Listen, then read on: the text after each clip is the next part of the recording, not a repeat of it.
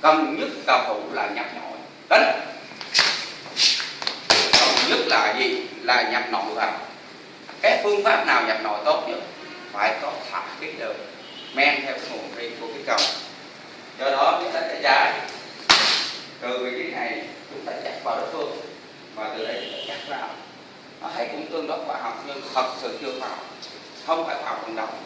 Vì tôi đỡ ở đây tôi chặt vào, trong quá trình chặt tôi chưa chặt tới mà ông này nổi tôi đã đánh tới đây rồi, tôi bị anh đòn rồi tôi chặt đây là có một cái gì cái khoảng trống này rồi thì anh này sẽ chặt vào tôi. Đấy là ăn miếng cam miếng. Cái làm sao chúng ta thì môn phái trong đạo nghiên cứu nữa là dùng cái công đó men vào cái điểm này, men vào cái điểm này tạo thành cái ba cạnh tường thì tạo thành một cái cộng hưởng cái công lực chúng ta, cái gia tốc sẽ tăng lên rất nhanh và gia tốc tăng nên nó là tạo ra cái lực phát kình chúng ta dự khí và chúng ta thả thân tạo ra lực âm dương vô cùng mạnh và đối phương hoàn toàn bị kháng cự. Đối phương bị tác động lên rất nó quá nhanh, người ta không hiểu là cái gì. Theo thông thường là người ta phải chắc này để thấy công này và ông này nghĩ cái gì rồi cũng phải đấy nữa, nhưng mà người ta thấy không có vào hành động là phải là trái từ vị trí men vào được, còn men vào giá thấp nhanh thì được âm dương của cái thân thì tạo ra kình là đây. Nhưng mà chúng ta lại thấy gì? Tại sao chúng ta không tổ chức được nguyên cái hệ thống của nó? Tổ chức một hệ thống hoạt động của cái tay người chúng ta tác đại và đốt đi thì được rằng nó hẳn cái ngày chủ nhật là giúp cho chúng ta có một năng lượng có thể chúng ta vững vàng trong sách kỹ năng là ở chỗ tổ hợp tam đại. Chúng ta thấy ba cái là một thì thấy rút ra cái ông là ngã xuống liền, đánh từ từ kiểu chậm, đánh từ từ kiểu chậm. Ở đây chúng ta men cái tiền khi vào được các phương thì từ vị trí này chúng ta nhổ vai, từ vị trí này chúng ta hoạt động và toàn bộ là phải cái này thôi. Do có cái này để tinh thần nhập nội, nhập nội cái tác dụng cái cộng nó vô cùng nó không biết chúng ta tập được công thì nó được cái gì, được cái sự tập trung một khí, các hạt khí là được cấm hết từ biểu bì, từ hệ thần kinh, biểu bì nó đi vào trong hệ thần kinh, toàn bộ trong phần vào hệ thần kinh cấm bằng nhất cái một và đã là huyết chúng ta tích tụ được nguồn năng lượng. Nhưng cái anh biết cầu rằng ông này mạnh cỡ nào thì biết cho tôi dùng khắp tình để phát thu là hết. Đó là cái nguồn năng lượng biết cầu. Vì sao? Vì tôi là mình không nhau, tôi là một bản thể nhưng nói trời đất vào, còn anh là ở đây kéo lên tạo ra bản thể thôi. Do đó chương trình của sau tuyển sinh không phải cực năm nay để nhanh bằng hoàn thiện rồi trong đánh đầu chúng ta đây nhớ cái hình tượng này biết công nó linh hoạt rồi từ vị trí này chúng ta sẽ là nó rất gần lấy hết cái chỗ đó nè anh em nhanh như vậy và từ vị trí này nó men vào vậy, từ vị trí này áp đảo vậy đánh sụp đối phương vào bằng cái thân thủ bộ pháp. Chúng ta xem lại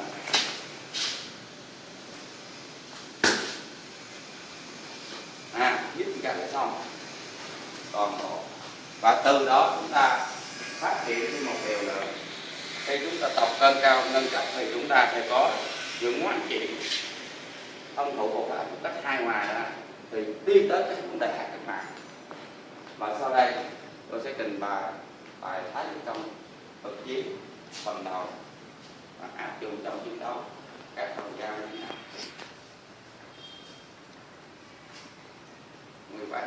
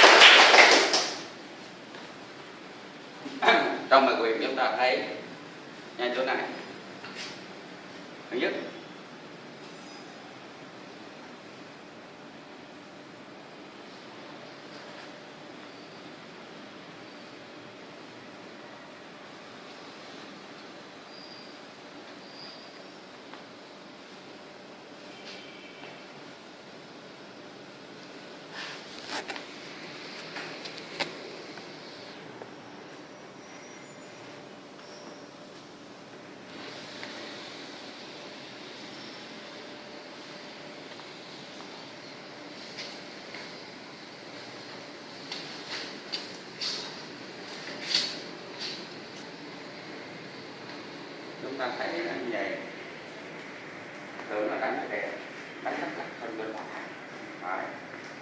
Nó là một nguyên tắc trên cái nguyên lý là xây dựng thân của bộ pháp của họ. Chúng ta cứ tung ra một cái quyền nó mạnh xuất phát từ cái ý chí chúng ta, nó dẫn một cái nguồn năng lượng kết hợp thân của bộ pháp, đó là chánh tông công phu.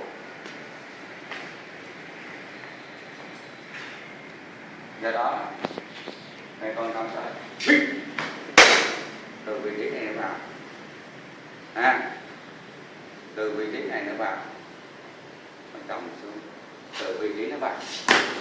Ở trong cái bài quyền chúng ta có mà cầm rồi đánh thẳng cho thôi phát ra nhẹ nhàng không hề dơ, chứ bao giờ đánh đủ được để nó có bộ pháp mã trong thân, bộ pháp mã trong thân chuyển chuyển từ vị trí thầy bắt đầu sát đánh nó xuống vậy. Nãy chúng ta thấy bằng thủ, nhưng ở trong bài quyền vậy thực chất đánh rồi nó đánh vậy, nó thả cả thân do đó tôi giao thân từ đây như là trò chơi rất liền, không rất dao cũng bể thật mà phải theo đấy. Vậy cái ở trong bài quyền chúng ta thấy vậy, nổ lên vậy, lên đây xúc khớp đẩy ra, thì trong đây tác dụng thế nào? Từ vị trí này ấn xuống nó róc lên, từ đây nó thả khớp để đẩy năng lượng về, sức tịch. Nhớ không lấy thế năng tạo ra động năng.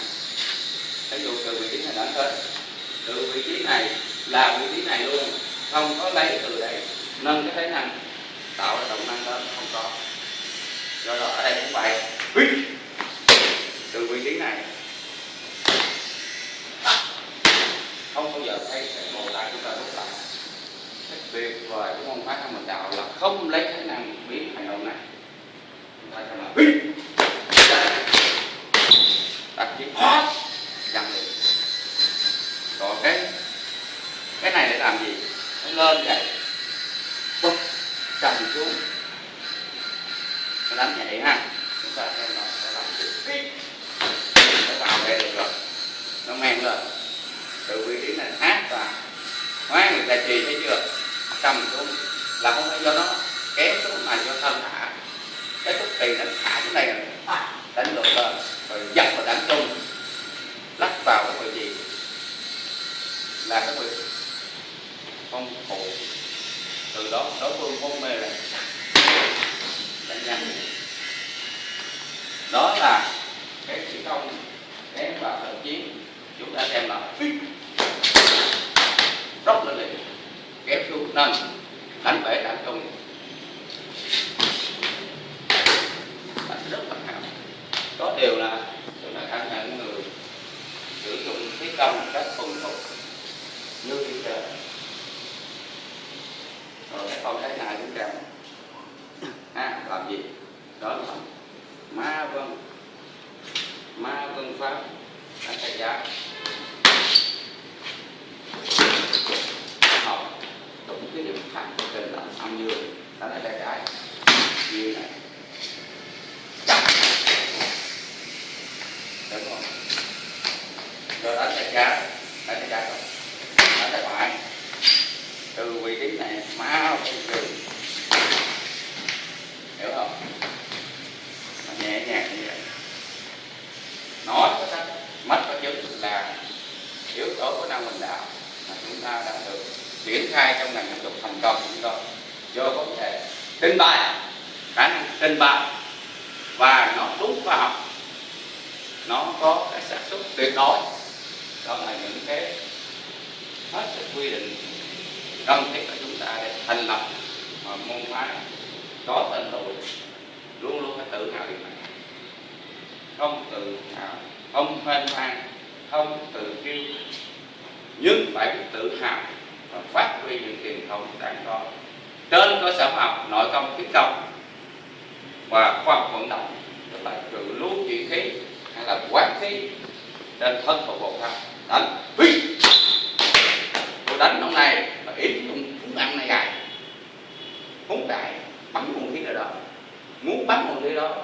vận động ý chí được này, yêu thân thụ Bồ Pháp đạo và phải thành trong cái chế độ tam tạng và cái luật âm dương. Nếu sai bằng cách này, tức là nắm ngũ hành đề ra cái bộ đề ra chúng ta không cứ thái độ đề ra chúng ta là chúng ta chậm. Do đó cái tai quyền chúng ta không cần đơn giản là đang thẳng dậy, vì đánh thẳng dậy rất là dở, đánh phải phải không đó không vô đánh vô đánh là cũng vô được, một số không phải đánh hẹp cũng vô không được, đánh không vô được. Vậy chúng ta không cách hợp tay khổ và tay kim, tác dụng tay khổ với kim mới làm gì? Khổ kim nó nằm trong thủy hòa khí tế thôi. Khổ là đánh phúng, kim là khắc gãi, thủy là trang mà lại. Do đó trong công tác chúng ta đấm thẳng,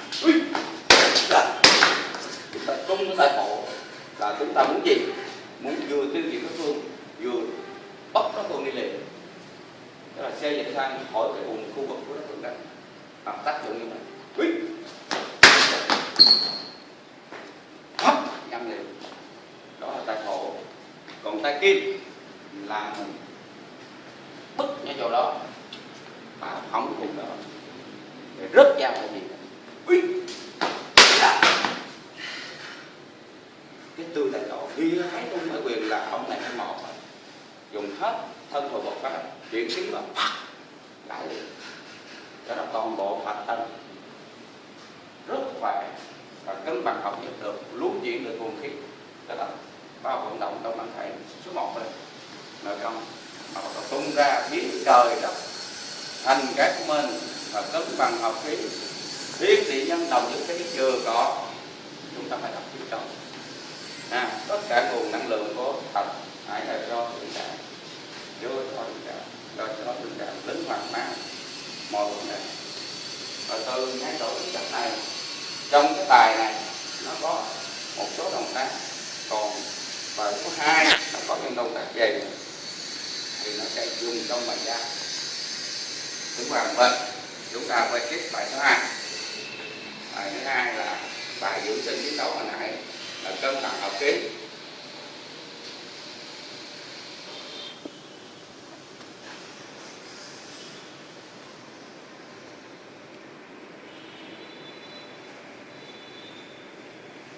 Dùng dân gắt ghẻ,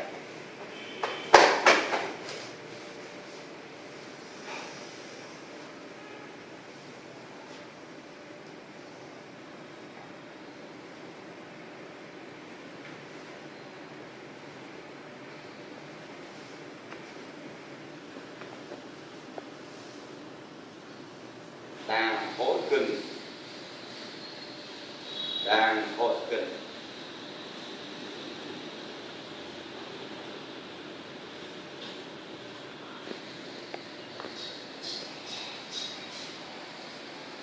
Vô dương nhất trần,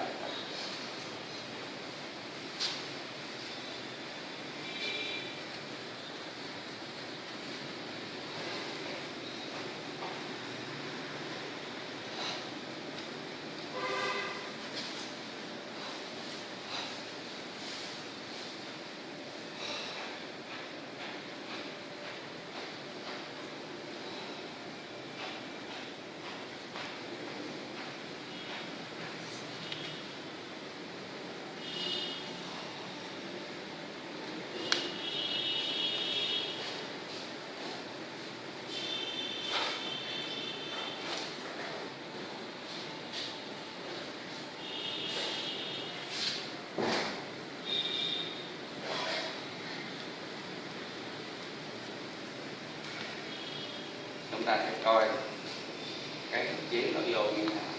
Ở trong đó có bộ này. Thật ra mình cũng cảm ơn các hộ tương đàn hộ, không cái thầy hộ, cái tổ chức hộ dạy cái phần này cách đây 25 năm. Tới những lần này chúng ta phải làm việc của cái nhập họ ra. Còn cái thương mại này để làm gì?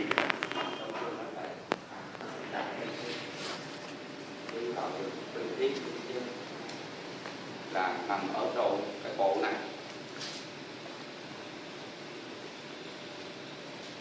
Bộ này do chúng ta hút đất, lập ra cái bản bệ chúng ta vô cùng trực luôn. Nhưng bàn tay chúng ta thấy không, là phải đi theo trục này. Vì cái trục này nó luôn giữ cái là thân mặt này. Để bí mật đó thì tôi sẽ lấy đồ để chúng ta sao cái bàn tay nó đi là, còn bàn tay cuối cùng là tích hợp khí, nó giống kẹp đơn nội công cuốn lại đó, tích năng lượng khí xả ra toàn bộ để xả ra. Do đó chúng ta xây dựng tiêu chí là dưỡng sinh và chiến đấu trong máu, mà chừng nào mới được trình độ như vậy trong một tập thể chúng ta rất lâu. Ví dụ chúng ta phải luôn tinh tấn và văn mà tự thân. Chúng ta những khi ngồi trên xe mà miếng này, những khi nửa đêm cả về vơ tay qua chân một ta cân này, ngay cả xe máy mua để chi để hiểu được phần cân nặng, có sự miên man, sự đam mê trong đó, trong tác nghiên cứu thì mới ra được. Giờ chúng ta lấy ra, chúng ta sẽ cho tất cả quý vị xem và chúng ta sẽ xây dựng bác bài chuyển động rất nhanh trong 15 phút. Không có gì chúng ta nghĩ lấy dao này được.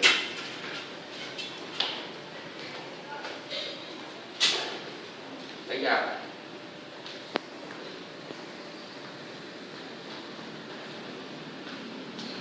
dao nó thật.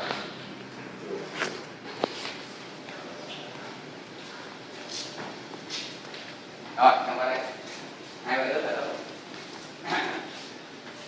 Luôn trường với lại cái tập để đi vào độ thông lượng này. Con này một chút xíu rồi. Được, ở đây. Đó, Phương dùng hung khí, trong đó có 14, 18 môn hung khí. Thì trong đó có chỉ tụ là dao, không biết gì. Cái dao là rất quý vị. Vì sao? Vì cái độ của nó linh chuyển, nó yên. Từ vị trí này chúng ta lắp và chúng ta dùng những cái phương thức khác nhau được.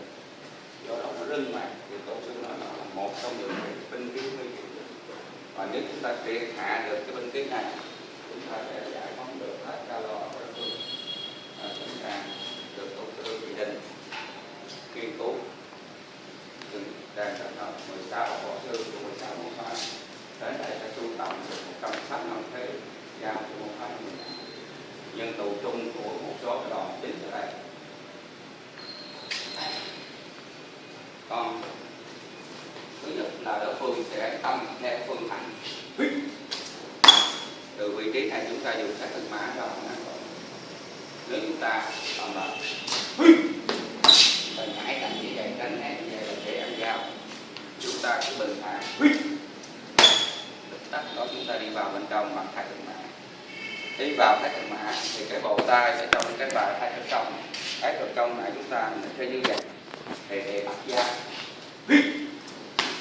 để bắt da rất nhẹ nhàng. Từ vị trí này chúng ta có nhiều cách đánh. Cách đánh nếu bình thường là chúng ta sẽ lâm vào đánh thương. Từ vị trí này chúng ta phải dùng cầm đạch thủ sách ngược ra để phương dẫn khí để phương ngã, nhích chân trái hoặc đất xuống. Từ vị trí này chúng ta ép ra lại đất phương sẽ, nếu như rất dao thì sẽ rất dao, còn không thì sẽ gãy. Chúng ta xem lại rồi đây, từ vị trí này lấn ra, vị trí đánh đạo nó không đánh đầu không, đánh phần bộ hạ đối phương bằng trước. Và từ vị trí này chúng ta sẽ dùng cầm là hụ hai ngón vẽ các đạo đối phương để nhích chân vật. Từ vị trí này chúng ta sát ngược lại phương này, thả thân. Nếu phương chưa rất ra sẽ rất ra. Trong trường hợp 2, đối phương quá mạnh không rất dao. Trường hợp 2, vào đây nâng lên không rất dao được rồi. Chúng ta nâng tới đây thôi. Quá đông hai tới rồi thì chúng ta còn chắc là quất cái phương xuống. Thì lúc đó phải bẻ dao này. từ vị trí này nhớ ha, đặt rồi dặn vào đỡ cái phần này mổ này thành toàn bộ các nguyên liệu thì đỡ phương phải rất dễ.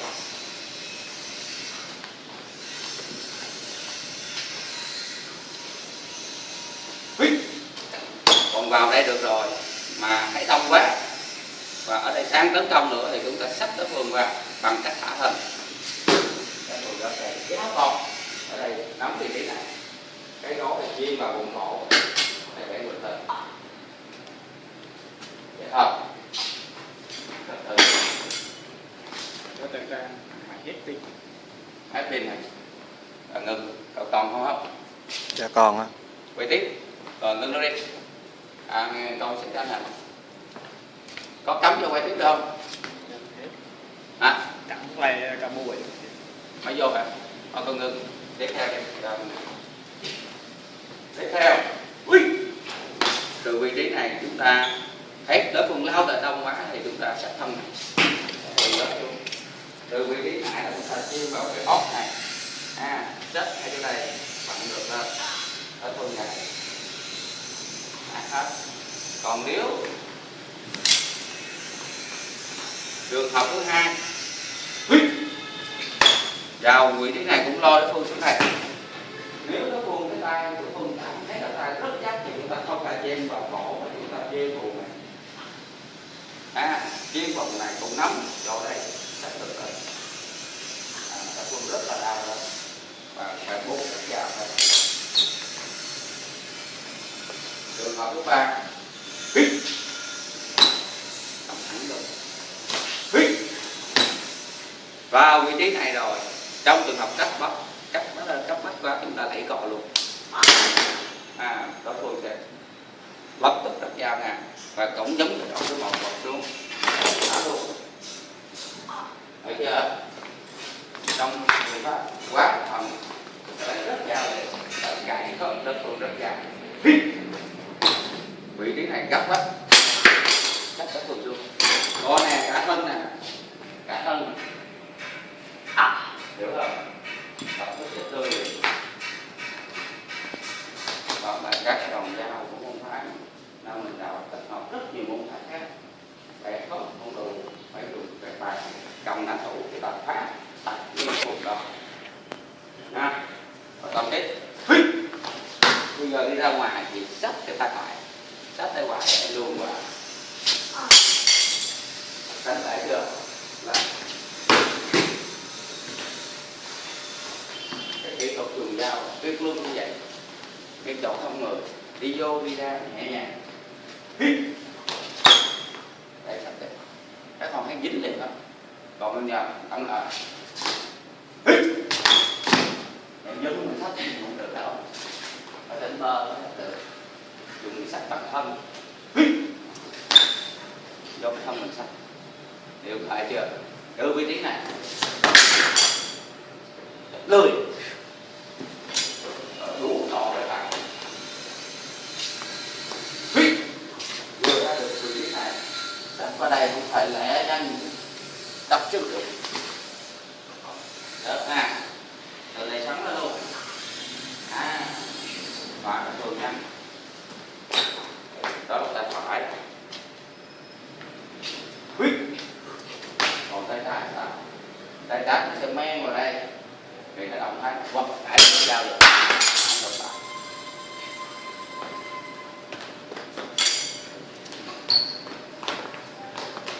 Bây giờ còn đâm thẳng luôn, còn một cái nữa hệ thống cho chúng ta luôn.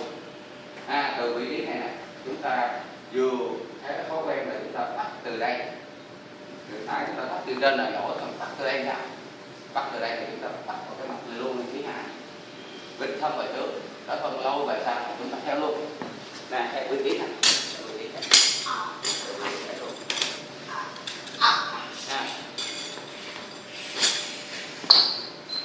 chúng ta làm là cái này, chúng ta bắt ngược lên sao, này bắt từ trên dưới, bắt ngược lên, rồi thả về phía hạ, một là bật ngang, hai là lên về trước, nó phân luôn về sau lên luôn, định luôn.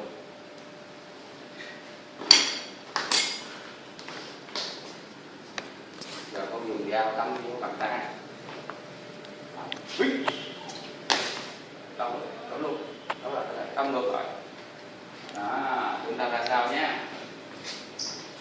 Từ từ cho bằng tay. Ui.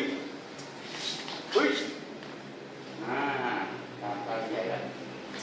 Làm vào nhé.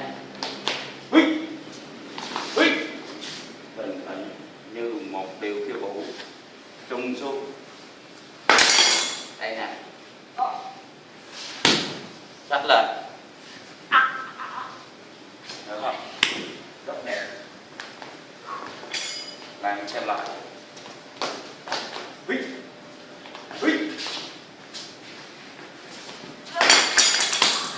Sách. Làm hả? Nghiên cứu 16 môn pháp. Rồi trong cái bài buồn chúng ta thấy vậy. Thì bây giờ dùng vô dao đâm. Dùng như dao vào vậy. Rất đơn giản. Hồi nãy chúng ta thấy dây. Chúng ta bước qua dây. Thì dùng vô dao là sao? Được, đều này thả lên, đừng có đi thả lên, gãi lắm đấy, chúng ta xem là tay này, vị trí này quan trọng, dù còn là sao cũng được, hiểu không?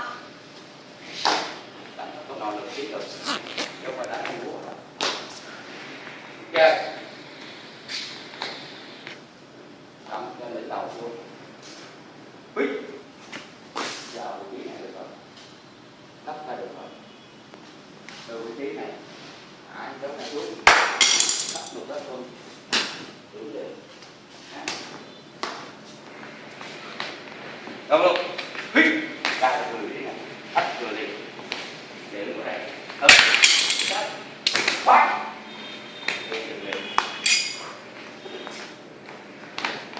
Vừa luôn. Vị trí này chặn thân luôn nè. Đi lên. Đau lắm mà đi ra nè. Đó luôn. Thấy không? Điều này không?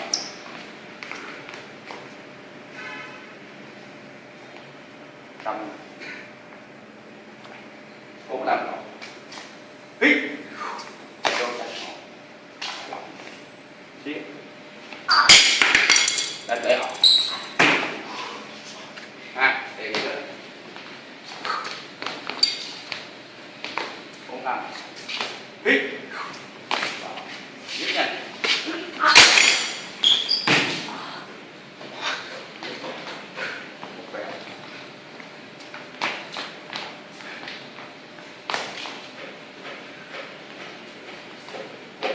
Dùng đại hộ. Hít. Cái bờ dư dâng lên. Một cái bước gọi là hồi mặt luôn. Tiếp theo.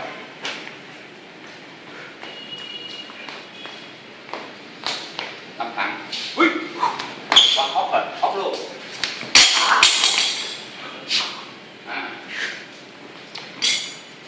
Dùng cái cổ thức của mình đi. Hít. Đơn giản không? Đấy. Tặng người đã thủ đi chơi, không có nặng nhẹ nữa. Để sao cho lưng.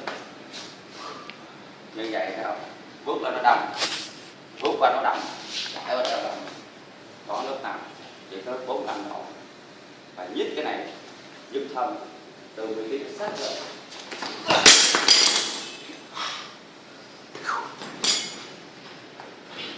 Tay trái nhìn vào đây, không thấy tay phải là phía tay trái, cũng nhích vào đây nè, để cho nó được lẫn lộn, đánh liền,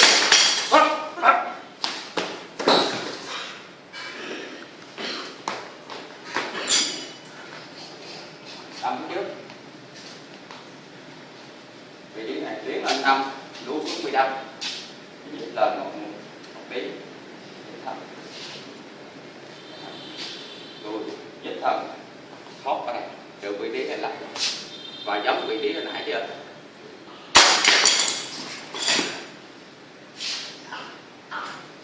Trong vị trí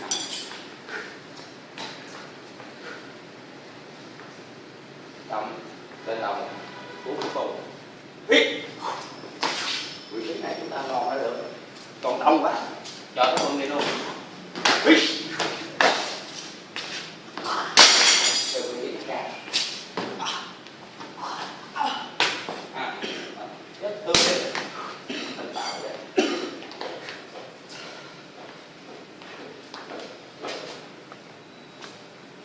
Còn trước là chúng ta phải phá vào cổ tay tầm thẳng hít ra được vị trí này.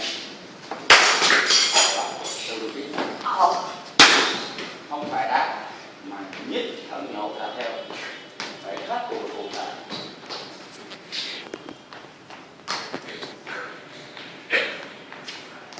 Cầm luôn ra được lúc này cũng vậy, đừng tin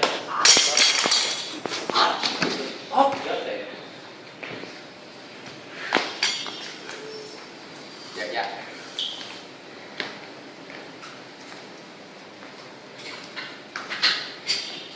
Cái này cuối cùng thật.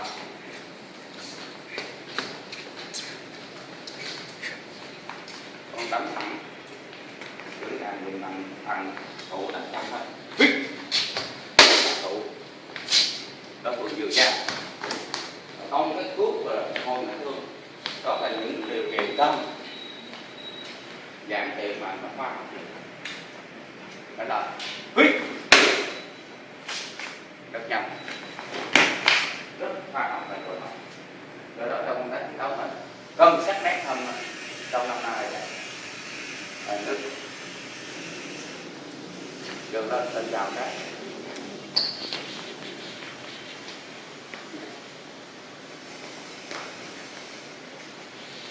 hai con chào chúng ta, hai con chào nha, hai con đánh 5 đòn của rồi chúng ta nghĩ. Phần cuối cùng chúng ta đề cập hôm nay đó là cái bài ngũ hành tổn thương gỡ xuống để thành thực chiến của môn A và giảm phát đời. Hầu lên.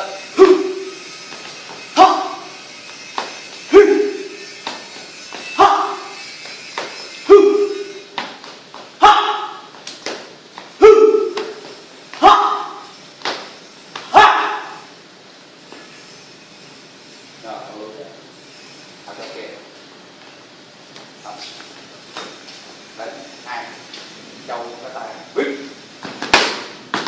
đây là tay vừa mở tay hồng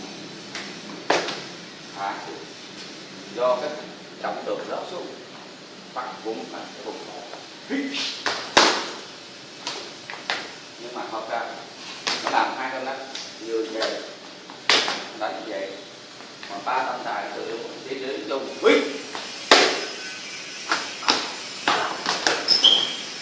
thấy rất đơn giản mà nó tiêu diệt liền. Đó là những cái phương thức của mình. Từ đây cho nó thẳng phản thủ đơn giản thôi mà nó có hiệu quả, không cần đánh nặng nhiều. Đánh cái trái cho thân nè, chết liền cho thân nè,